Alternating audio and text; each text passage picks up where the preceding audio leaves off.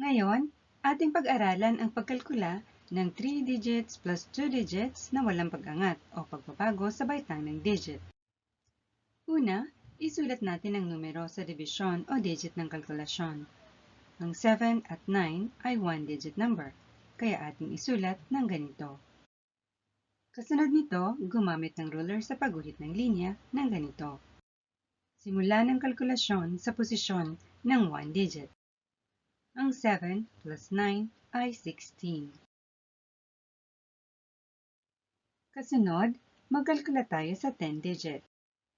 Ang 1 plus 6 plus 3 ay 10. Pinakahuli, magkalkula tayo sa digit ng hundreds. Ang 1 plus 2 ay 3.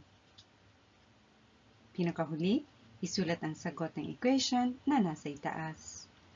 Dito nagtatapos ang ating kalkulasyon. Subukan nating magsanay. Pindutin pansamantala ang pause icon, ating unawain ang katanungan sa pagsasanay. Pindutin ang play icon kapag natapos sagutin ang katanungan. Markahan natin ng bilog. Ngayon, magtugma tayo ng sagot. Number 1, 227 plus 98.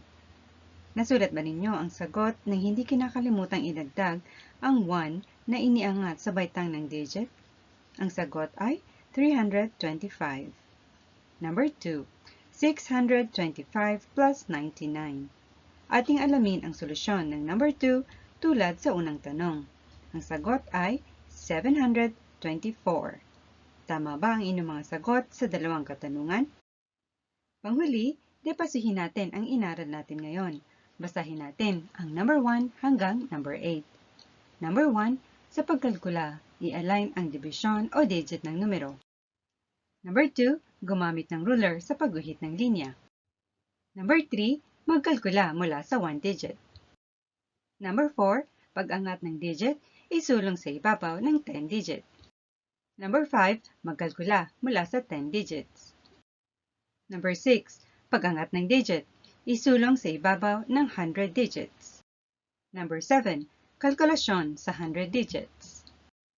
Number 8, isulat ang sagot. Ito ang katapusan ng ating pag-aaral sa araw na ito.